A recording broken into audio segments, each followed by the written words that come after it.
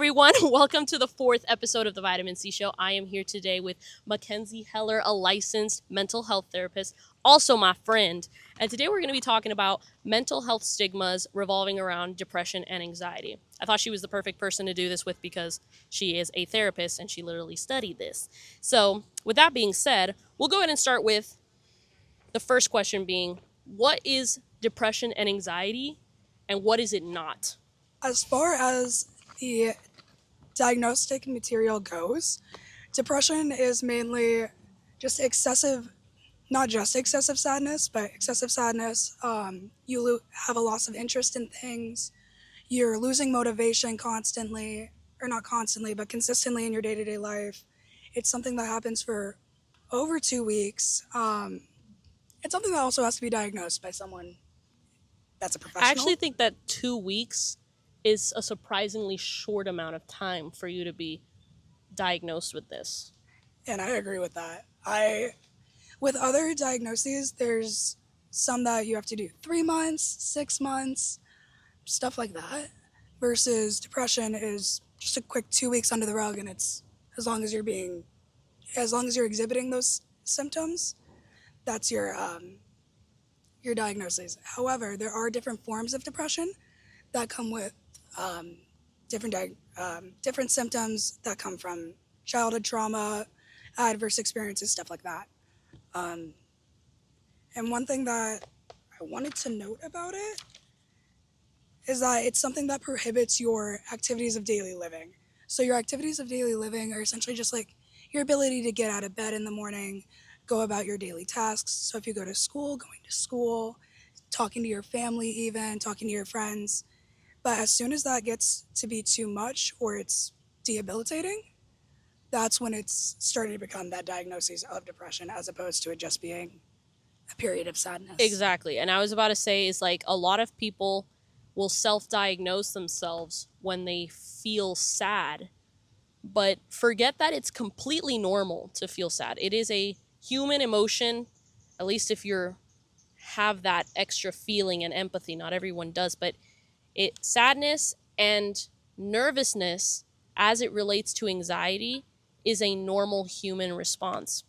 And I feel like I've even done that myself where it's like if I was sad for a few times, I will literally go morbid and be like, I'm depressed and throw on my emo hair and start listening to My Chemical Romance and that's that. But I don't think I think it's important to remember that that is normal because people will want to, I guess, numb that. I was going to ask you if you thought that depression, well, first depression and then anxiety, if you think they're overdiagnosed in America. Mm. I don't want to say it's overdiagnosed because that would be negating the idea of these people finally seeing that they can be diagnosed or even gaining that ability. Mm-hmm. Just because in more recent years, I want to say not just since COVID, but pretty much I've started practicing since COVID, so that's my field or my wheelhouse, I should say. Um, but since then, we've been able to see a major increase in people going to get diagnosed. Well, But duh. I think it's due to the accessibility of being diagnosed because it wasn't until COVID happened that telehealth was even legal. Like we were allowed to be doing it. Let's say if your client wasn't able to, I mean, I work within a school, so let's say if my client wasn't at school and they wanted to do telehealth, I could do it, but it wouldn't be something that I could bill for. Insurance couldn't do anything with it. It would just be free on me, which isn't an issue. And what's that But website that does the? There's a website. I don't. Is it like Am Better? Is that one? like BetterHelp or like Go Yes. There's Therapy. one where you can literally go and get mental health medications. I think without having Mm. to talk to someone. I don't think I've heard of that, Yeah, I but I'm think not it's either shocked. Am Better or it's either Am Better or like what you're saying, BetterHelp. If anything, I think what it has you do is answer like a questionnaire, Hmm. or it has you talk to someone once and then gives it to you. And I think that's problematic. I agree because as far as medication goes, from what I've learned, I'm not as a master's level social worker, you're not able to prescribe. in the social work field, you're not able to prescribe, period. But you are able to learn about medications, and with that, you're told that you need to be very careful when assigning a medication to someone, because you need to have a whole slew of information that can go all the way back to their childhood. So if you're dealing with someone that's a little bit older, like in their 50s, 60s, you're having to cover 60 years of groundwork for that medication. Like there could be something else that happened. Like let's say they have a something that they experience like trauma.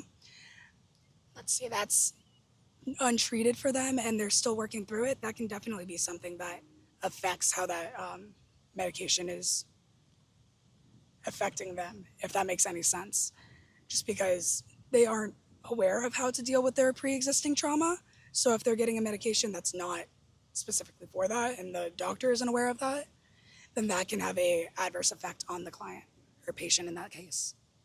My opinion is that you should always try therapy before medication. And I feel like I'm qualified to speak on this because that's exactly what I did. I think I did therapy before I went on my antidepressant, which I'm actually weaning off right now. But the medicine is an SSRI. It's Zoloft, sertraline.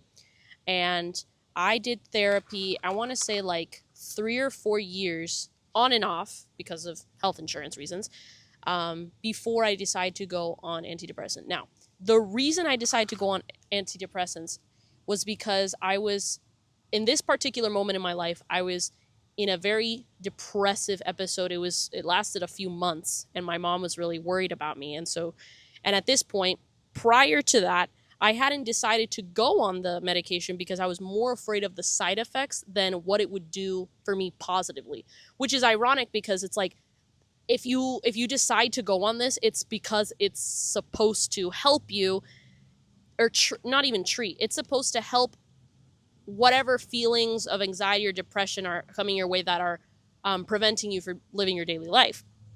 And I was more scared of the side effects that it would come than actually feeling better. Once I started going on this medicine, I'm going to tell you right now, like, my life was changed. I have so much respect for people that actually make that decision. The reason I'm going off of it is, honestly, the biggest reason is extreme low libido. Like, there's also side effects that you get after being on it. And that doesn't affect everyone necessarily, but for some people you get certain ones that it's like, you kind of have to outweigh whether or not this is still worth it anymore.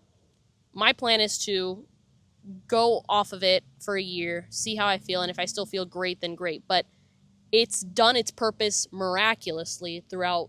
I've been on it now. In July, it's going to be 3 years. And my life was changed. Like, the amount of things I did within those 3 years, I never would have done had I not been on it. So it's like, if you have done therapy, in other words, to a certain degree, and you don't feel like that's enough as far as the internal feelings, I say try it. But I would not like immediately jump into a medicine without possibly, learning certain techniques, because even today, after being on the medicine, I still use techniques that I learned in therapy. You're talking about coping skills? Yeah, like for anxiety, like it's just helpful to know. It's also helpful to talk about whatever with somebody who can offer you different perspectives that's unbiased, I might add. Because we were going to talk about how this might be a good time to just talk about it, about the difference between talking about mental health issues with a family member or friend versus a therapist. Yeah. So as far as that goes, what we're told and what I've also seen in practice is that you can rely on your friends for pretty much anything, right? You can talk to them about your boyfriend stuff, your girlfriend stuff, your family issues, but sometimes those people are obviously living their own lives, they're dealing with their own things, and if they have too much on their plates to be able to take that on, they may not be able to give you that same time and dedication, to where like you can't get the same advice every single time. But it can also have a hindrance on that relationship, because every once in a while we'll see that people will continue going to their friend for, let's say, friend issues. Like, Sally Sue is doing this, this, and this, And then the next time you talk to your friend, you're like, Sally Sue is doing this Don't mess again. with Sally Yeah, Sue. no, don't mess with Sally Sue. She's a menace. Her and Little Jimmy John. Those are the two names I use. Anyways, so if you continue going to that, like your friend, let's say I'm continuously going to Gabby about little Sally Sue just ruining my life, right? And that's the only thing I'm going to Gabby about. And I know Gabby's a busy person. I know she has a lot that she has going on in her day-to-day life. There may be a time where she's just like, dude, I can't take it. This is the one time, like, you need to back off. I need my time. I've actually gotten that from ex-boyfriends, people before. And it's simply because, like, they're living their daily life. Like, we live our own daily lives so often, obviously, because you're only one person, that we kind of forget that other people are going through their own struggles and their own issues. Like, you could be dealing with little Sally Sue, but Gabby could be also dealing with little Jimmy John on the side, right? It's one of the reasons why what I've come to know is that therapists usually have their own therapist. Oh, yeah. It gets so heavy. I mean, your whole job is to listen to other people's problems to any degree, and literally not react. I apologize. And literally not react at all. And like internalize that every day. That's like a mental baggage that you carry every single day. You see these people once a week, 4 times a week, or 4 times a month, right? So you continue to build that relationship with them. That sometimes it's like, dang, I'm sorry that little Sally Sue's like talking bad about you, because like sometimes it's just like they're constantly dealing with it that I can't just be like, and what's next? Like, because that feels a little too robotic as a therapist, because we're supposed to be emotional, we're supposed to be empathetic. But that's where that line gets drawn. Do you think people are, like, when you have sessions with them, do you think people are over general? Do you think people complain or tell you things about the wrong things? Let me put that in a way you understand. Oftentimes, I think people will go to therapy and talk about things that are quite literally have nothing to do with the root of the problem. So do you think people most of the time vent about things that might be irrelevant to what they're actually going through? I mean, like, how do you steer that to try and get to the root of the problem? well, it depends. So as a therapist, our first thing that we do is the intake assessment and a treatment plan. And within your treatment plan, that's where we establish those goals of what we want to work on. So let's say your goal is to work on trauma because you've experienced something in the past and you want to be able to talk about it and like just process your memories and feelings. And the other one's anxiety, right? So if, let's say you come to me for therapy and you're just talking about little Sally Sue this, little Sally Sue that. Right, like I'm that's what I'm referring to. Yeah, like they're only coming about, like, let's say relationship issues, whether that be romantic or peer. Sometimes it's a little hard, especially with working with younger kids. Like my youngest client is, I want to say 10 years old, and they'll be bouncing off the walls. And that one is really hard to steer because they don't really see that there's an issue. They don't see why they're in therapy. No, and So, I mean, I don't think I would have been way too young to acknowledge. I would have been like, what's the point of this? Like, exactly. And that's kind of what she says almost every session. But she has a great time nonetheless. And the way that I steer that is I don't always steer it. I kind of just let the kids go at it. But if they're bouncing from topic to topic, that's when it gets steered.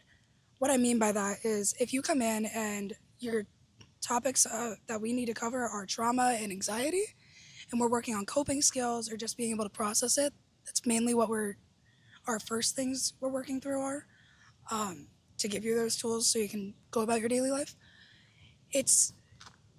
You can have aspects of your trauma affect your relationships. So if you are having peer friendship issues with little Sally Sue, it sometimes comes down to communication. Because if we're working on trauma and anxiety, let's say one of your things is you want to get better at accessing your emotions and being able to identify and communicate about them, or be able to discuss those with your friends so you can better those relationships. It's always a matter of just getting them to get what they need out, like that issue with their friend, but then bringing up how they can fix it. Like what is a solution that you can come to? What is a solution that we can work on together? And that's kind of what therapy is. Like they're coming to, not necessarily coming to each session for problem solving, but that's kind of what it ends up being, because we're talking through these situations, talking through these issues, and your whole thing is like you're wanting to work through that trauma, but Right. it does start with addressing what's going on in your day-to-day life. If you're dealing with friendship issues on your day-to-day, but we need to work through your trauma, we'll work through the friendship issues to then address what's going on in the trauma, because like I said, it's more than likely something in the trauma or something that you experience is going to have an effect on how you're interacting with others, your teachers, your peers, your family, strangers even. How would you say depression and anxiety affects relationships, intimate ones? Like I said before, like if you're in a romantic relationship or even like a best friend situation and you're just constantly going to them about like, hey, I'm really feeling this way, or I'm feeling like this, you're just constantly going to them for the issue or just to talk about it. I'm not saying you can't talk to your boyfriend, girlfriend, your friends about that, but it I want it to be out there that it can have an effect if you go to it too It much. drives a wedge. Yeah. Having that expectation that that person should be your everything has driven me and another relationship apart for that same reason. Everything actually was fine the moment I got a therapist, because that person signed up to be your partner, not your personal medical therapist advice. It's two different things to have the occasional conversation about what you're feeling, what you're going through. And usually, in that regard, partners are really good at empathizing, understanding. Most of the time, I found that people that are venting this, they don't want a solution from their partners. They want to be heard. And so I feel like partners are really good for that. But the moment what you make it all about like, what do I do? What do I do? And it's always coming back. It's like, I generally think they're like, what the fuck do I do in my life? Yeah. You know, like there's only a limited amount of advice.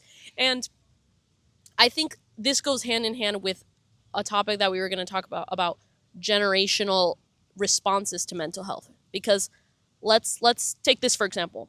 My dad, growing up, told me that mental health was not a thing. Especially, and I'm Hispanic. In the Hispanic community, it is very normal and very stigmatized to say that you have any type of mental health issue. It's immediately frowned upon. It's immediately like you need a whooping, you need to go to church, or complete denial, honestly.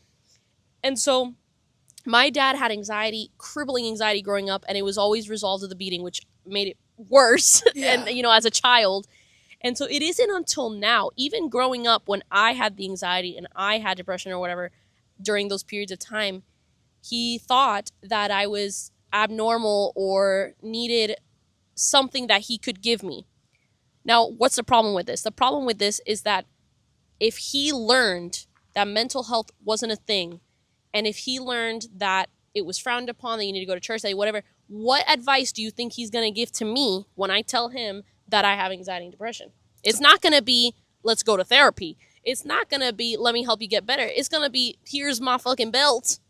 Would you like to meet him? Like, it's so that cycle is toxic. You almost, I think it's slightly safer to talk about it with your friends, but to make the overall point, you almost can't confidently trust a family member or friend to give you unbiased advice because of the experiences of how they grew up. Everybody grew up differently. Everybody has a different opinion about how things like this should be treated. And depending on who you're talking to, you might just get probably the worst possible advice. Yeah, I want to add that it's unbiased professional advice, because not just speaking for myself, like not tooting my own horn, but every professional that I've interacted with, clinicians, therapists, or just mental health professionals in general, they've had a slew of schooling. We're looking at close to 10 years of schooling, like including your bachelor's, your master's, and sometimes your doctorate. And all that means is you're just constantly getting more and more information. And depending on if you went to an accredited college, you get more information about what's going on in the environment.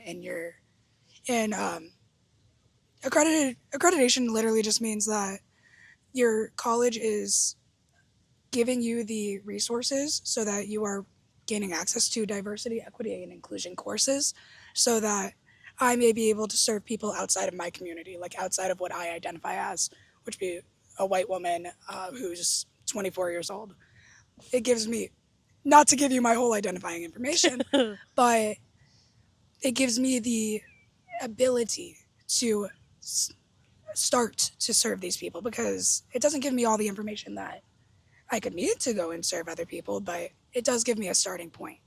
No, like I could, just because I can go on Google right now and search up a thing or two about depression and anxiety to help Sally Sue while we're on the topic, does not mean that I'm qualified to do it, or I don't know, like I just wouldn't trust myself to. The times that I have given advice, it's been because I've had a personal experience and I handled it poorly. So when you give advice, it's kind of like how you would give advice to a sibling. You're like, don't do this because this happened to me. And that's not necessarily always the way to go. Yeah. As far as generational responses, like a subtopic from it, we learned that depression was not discovered, but acknowledged by the DSM, which, what does that stand for? By definition, the Diagnostic and Statistical Manual of Mental Disorders. Okay. It's essentially a giant book with all the information. Exactly. And it's kind of like an organization of mental health across America. We learned that it wasn't actually until the 1970s where depression was written in and considered an actual mental health disorder. So what does this mean? This means that prior to that, there were talks about it, there was information about it, but with times changing and with nothing concrete, it was quite literally handled in some pretty interesting ways. My favorite way being beatings, a priest, starvation, locking yourself in a bedroom. This is according to, like, basically in the 19th century. It says that people used to use spiritual ways to cure it, but that they thought that depression was a stem of demonic possession. So that means no wonder they were calling everyone a witch in the Scarlet Letter. You were sad? Witch! Witch! It's depression. So they assumed you were a demon if you had depression during earlier times. And their ironic methods of curing this was actually making you more depressed by starving you, beating you, go to church, confess your sins. Giving someone some more trauma, you know. And the bigger question is, who deemed that you were cured? Was it you? The priest. Was it? Oh, so it was the priest. I mean, if it comes back to if it's all around the church, it would have to be the priest, because they're the one doing the quote-unquote exorcism on the depression, or on the demon, I should say, named depression. And y'all, I'm Christian, but I just don't believe that. I don't believe that prayer is the one and only way to get rid of these things. I believe if you're big on your faith, it can help you sort through. It can help you handle the emotions. But I don't think that if you are depressed or anxious, that you can pray your way out of it. I don't. Yeah. Like, God is there as a support. He's, like, I grew up in the church, so, like, Jesus is he's omnipresent, right? So he's always with you. So he's like a support system, as opposed to, like, he can help you out in certain ways, but he's not always going to be like, cured, you are now no longer depressed. And I do believe in miracles. Oh, I agree. It's not like every single time you pray, you get a miracle. No, 100%. So it's just that constant relationship and just accessing that support, just having that open communication with God that allows you to have just another support system. Like, not fully relying on a miracle. Exactly. It's like it's just another way to help you get through life. I don't even think that it's sufficient enough to have one thing. So, in other words, you can have a therapist. Everything can be going dandy.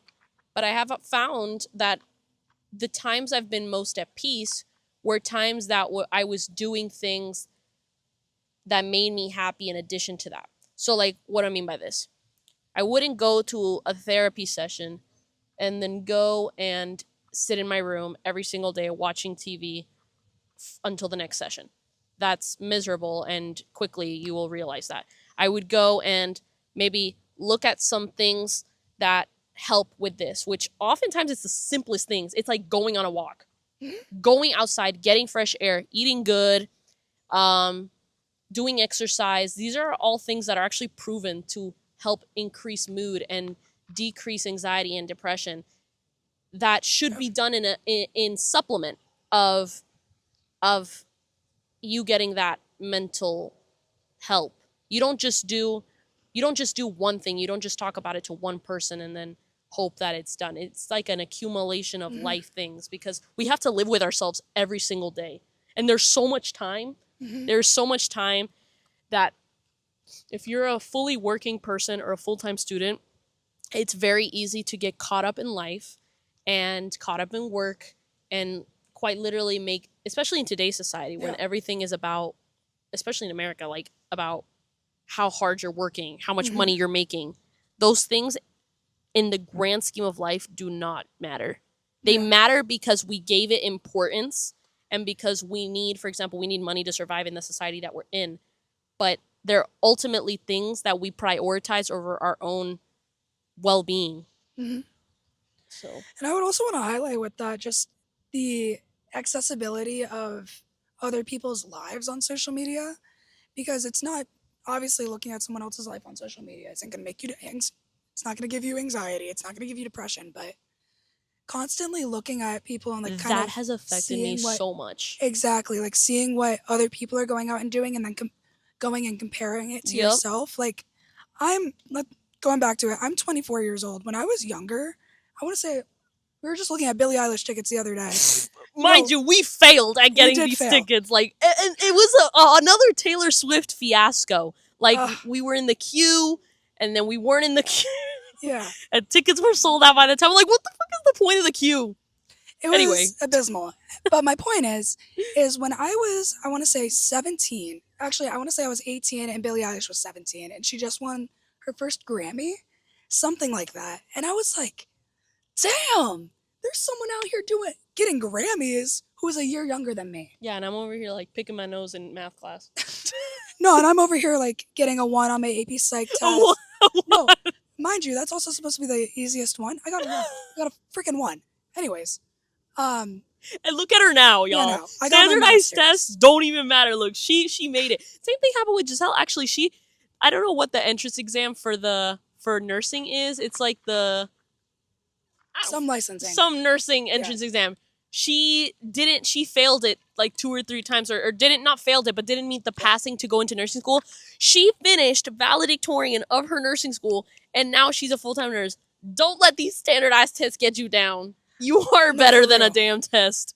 Yeah, but my whole point with that is like when I was younger and I really caught myself looking at people who were around my age and I'm like, dang, why can't I be a pop star like her? Why can't I be successful? Girl, you're just graduating high school. You do not need to be doing all that right now. Like, that's what I wish I could have told myself. But I was so like, damn, I wish I could be like her. But that's the point. Do you still do that now? And if not, how did you get yourself to stop doing that? Because I'm a victim of this. I was probably doing that yesterday. Yeah. And I will say some days it affects me more than others. Like some days I can look at it and like not feel anything. And other days it's like a slap in the face of everything you're not doing, not looking a certain way, not anything. Yeah. That, I mean, it goes without saying that social media has actually caused a lot of depressive teens or depressive children and young adults because we have access to all these people in comparison. So if you don't do that now, how did you get yourself to stop? I mean, I would love to be able to sit here and be like, oh, I don't do that at all. But that's not the truth. I mean, granted, I can definitely say I don't do it every day, but there's definitely some people like my age who live in Florida who are in like the same capacity as me. Bless you. Um, like for instance, there's a girl down south named Lexi, and she just is constantly volunteering, constantly doing these like good advocacy. And I look at that and I'm like, dang, why not? Why am I not doing that? And then I'm like, I take a step back and I remind myself, like, you literally worked for 6, 7 years to get to where you are right now. And she is an influencer. She has all the time in the world to be able to go and do that because that's what she does. And Like, that's maybe her during job. the time that you were doing that, she was working towards getting to this point. Exactly. Like, you can't always speak for the process of someone else. You can see their success, but you don't know what's going on behind the scenes. Like, I have a lot of clients that tell me, like, oh, I watch these YouTubers and they talk about mental health and nothing ever goes wrong for them, right? But they're talking about mental health and they're talking about their experience with it. But that's what they're putting out. That's what they're choosing to put out, as opposed to fully giving you their breakdowns or No, their and struggles actually, and stuff like most that. of the time, It's the highlights. most of the time, these influencers, celebrities are having the messiest life. 100%. Like, the messiest life in the sense that they're usually the ones that are most depressed. They're usually the ones that have Mhm. the most anxiety. They're usually the ones that are dealing with the most because they're a public figure. And Oh, they yeah. never act like it until, I don't know, a few of them might be open about it, but some of them never even say anything about it. I mean, and my main thing is like I didn't realize how big of a deal influencing was until this will sound silly, but I was at a festival and I actually ran into both Lexi and someone else. Um, I was shy and didn't want to say hi to her because I was like, this was also at that same time where I was like, you're really successful. I want to be like you. So you ran into this influencer? I ran into her. She's like my height. We're the same age. You didn't say It hi? was EDC last year. No. Which is so. Bro, she's telling the story. You could have interviewed No, her. I literally like. Don't get me wrong. She lives down where my boyfriend's from, so if I ever run into her, I would love to chat her up. That's but crazy. Not at EDC. If you know what EDC is, like, it's Electric Daisy Carnival. You're not trying to talk about social work stuff. No, You're not trying to do literally. that. And then the other time was EDC this year, but it was someone a little bit larger, but they had people flocking to them, and I was like, damn, I don't want to be like that. Like not even just like my anxiety with people. It's like I just wouldn't want to be a public figure. I wouldn't want to be in the limelight. So when I compare myself in that, I kind of have that go off for me. But that's because I've made that realization. I've come to terms with I don't want to be in the limelight. I'm okay It's with not for everyone. Exactly. Like I'm okay with doing Mackenzie. I'm okay with doing the therapy stuff and doing my social work stuff. And being successful in that. I just need to I constantly remind myself, like, you are working to be successful in what you are wanting to do. Like when I was 18, Success is different for everybody. exactly. When I was 18, I didn't know what the hell I wanted to do. When I got to UCF is kind of when I figured it out. And here I am 6 years later, loving it. Like, and it's all because like I pushed myself to be in this field to be successful. Granted, I knew I wasn't going to make that much money, but I knew I would be passionate about it and I knew I'd be helping people. So that's it's always, even with my clients, I always back it up to what are your values and what truly matters to you. Doesn't matter what little Sally Sue thinks, doesn't matter what Lexi thinks, doesn't matter what even Gabby thinks, right? It matters what me, myself, and I think about my success. So I always bring it back to that. And influencers shape the way people think. That's kind of the whole point. I think, and I've said this many times before, I sometimes wish that I could just delete all my social media and like just completely disconnect from the world. Like have a phone that's like calling, texting only, but have no social media. And I think at this point it's become a necessary evil. Like a flip phone? That I would want? Yeah. Yeah, I would prefer that, but I feel like social media at this point has become like a necessary evil because think about all the things that you wouldn't have access to if you didn't have social media. So I find out about most events through social media. What are my friends doing? Birthdays, usually just events, sales, opportunities, job employments through social media. Now imagine if I didn't have that. I would have restricted myself from access to so many experiences, things, whatever. But with that, that's what I say. It's like everything in life, anything you do comes with a consequence and effect. The effect of this is that the fact that you have access to this at all times means that for the most part, you're exposed to fake information and you compare yourself to others all the time. Humans were not meant to be knowing what everybody in the world was doing at all times. That part. That's why you see people, at least in movies, or if you ask your grandparents or family, that people say oftentimes that the 20th century was much more peaceful. Why? Because there was no social media, there wasn't access to that. The only information that you had access to was the news, the paper, but you only knew what was close to you and in your inner circle. Yeah. Which a lot of people with talk about struggling with dating now, because apparently this is thing called the illusion of choice or the illusion of options, that social media apparently creates the illusion that there's so many people out in the world to choose from and date that people basically close themselves off to the people near them because of that, and then you end up dating nobody at all. It's an interesting phenomenon because it's true. Back then, you didn't have that. You would probably more than likely end up or date people that were in the same neighborhood as you, school as you, whatever. You only knew those people. If I was in Florida at Olympia High School or UCF or whatever, and I met those people, I would not know anybody in any other state doing anything at all.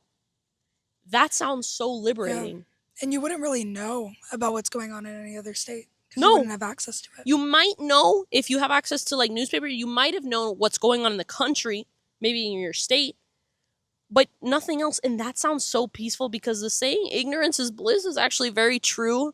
And it sucks because you don't necessarily want to be ignorant from everything in that you're like, you know nothing about the world or you're not educated. But at the same time, I've come to the point in my life where I have to choose my own peace. And if that means not watching the news from freaking TikTok every single day so I don't cry. You know how many times I've actually seen the news on TikTok because it like continuously posts things all the time. So you can see multiple things. And it's about literally always the world is falling apart. I get so depressed every single time I look at these things because all I think to myself is, how the hell am I supposed to make it in a world where this is all that's happening? Yeah. And they never show the good stuff either. It's almost as if nothing good is happening, which isn't true, but they will never show that to you. So it's almost like I don't want to have it, social media, but at the same time, like I said, it's gotten to the point where you almost need it to exist and put yourself out there and create your own brand or whatever. Yeah, I mean, limiting my social media has definitely helped just in that capacity because I used to be the same way. I deleted TikTok back when the ban happened. But like, and I can't send her memes no more, y'all. She really can't. But with that, obviously TikTok was like the most globally accessible thing until that ban happened. So like I was able to see what was happening in Gaza and Palestine and keep up to date with that. And it's not that I'm not keeping up to date now, I still am. But it's at my own capacity as opposed to TikTok is constant. Yeah, like I stay updated and I stay advocating and I do it, like I said, at my own. I feel like leisure is the wrong word for that because leisure is like, I like doing it. Like I like keeping updated, but I don't like that it's out there. Like I don't like that there's a war going on, if that makes sense. But think about it this way. You have access to all this information constantly or whatever, but at the same time, the worst part of all is on top of the fact that you feel like the world is caving in on you. Let's be real. If I saw a video right now about what's happening over there, I can do absolutely nothing about it to end it. Yeah. Makes you feel very powerless, but at the same time, it's like, why am I torturing myself watching this over and over? The world is falling apart when I actually can't even do the most that I could do is maybe repost something or donate. And with this economy, it's like I can't donate to every possible cause that you want to, and you shouldn't feel guilty about that. No, and I don't think you should feel guilty about that, especially if you're doing the other half of it. Like, I'm in that same boat. Like, I don't have all the money in the world, but I would rather get the information out there so more people are in the know of what else is going on in the world, as opposed to just sitting in my bubble and being like, okay, well, I know. It's like, yeah, I know, but I could also be share. Not that it's always good news, but I could share it with other people and get other people also in the know, and maybe they'll share it, and maybe that person will go on to share, and just more people will gain that information as opposed to it just stopping with me.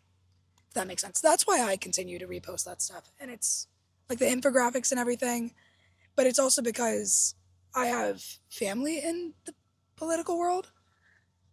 Only one, and he's doing phenomenal work with. He used to work with Maxwell Frost, but he's We constantly. love him, Yeah, by we the way. do. But he's constantly posting these infographics, and it's that same thing. As long as you're getting that information out there, you're doing your part. Like, you can't always give everyone money as in this economy, but that's the most you can do. That's a step. So I guess this would be a good time to talk about ways to get help. And you were gonna say how it's not too late to do that ever in your life. Yeah, like you can be 5 years old, you can be 18, 20. It's never too late to get help because the first step with getting help is just addressing that there's something that you need help with to begin with. It doesn't, like I said, it doesn't matter if that's when you're 5 or if you're 90 years old, because you're still making that first step. You're still addressing, like, yo, I can't do this by myself. Yo, like, maybe I should talk to someone else about this. And I'll add, it's never, it's never, it's always okay to get help multiple times, because 100%. I've actually felt this before, that I went to therapy like once or twice, and afterwards when I went the third time, I didn't want to go back because I felt like there was something wrong with me. Like, I went to therapy twice, like I must be a loser for needing it a third time. Like, you can go to therapy on and off as however many times in your life, because at different points in your life different things are happening. Like, my life isn't going to be peaches and cream forever, and we might have gone through something here, but maybe in 10 years something else happens that I need that again. And I don't think you should feel ashamed or guilty about Oh, no. needing to go back or wanting to go back. Yeah, no, like speaking for myself, I did therapy through the UCF CAP system because it was for free. But I did that, and then I did group therapy with them. And I thought after that, I was like, sweet, I graduated therapy just to move forward like 3-4 years. And I'm like, I'm sitting as a therapist now, and I'm like, dang, maybe I should get someone else to talk to. And it's not like I'm going through the same struggles as I was, but it would just be nice to kind of work through just my daily life with someone else. Like, yo, I'm moving. Can I talk to you about financial stress? And how can I cope with my financial stress? Because I have a bunch of coping skills I give to others, but it may not be the one. I'm not always listening to myself. And you're always told not to therapize your friends, and you're not supposed to therapize yourself. So that's where that comes in. Just getting that exterior help. And like you said, like going back to therapy, like not constantly going back, but let's say you go this year and then in 2 years you need it again. Healing isn't linear. There's constant there's constant ups and downs, twists and turns. Your life isn't going to look the same way each and every day. So it wouldn't be shocking if you had to go back to therapy, because it's not that you quote unquote forgot everything you learned the first time or you lost those skills. It's maybe you just need someone else to bounce ideas off of. Maybe you just need someone else to talk to. Get those thoughts out. Whether it be like as heavy as trauma or suicidal ideation, or something as medial as just stress, like financial stress or job stress. Like, not putting those like down in any way, because they definitely are But they a affect people. hindrance. But everything's a spectrum, Right. and that's what I would like to highlight with that. And there's also nothing that's too small, like I just said. Like, you can literally go for financial stress, or even stress in general. As long as it's hindering you or something's bothering you and you feel like you just need to talk to someone else about it, therapy is for you. It's not something Therapy that is you should be for shied anyone, honestly. Yeah. Like, it's not something that should be shied away from, whether it's like a generational thing, a cultural thing,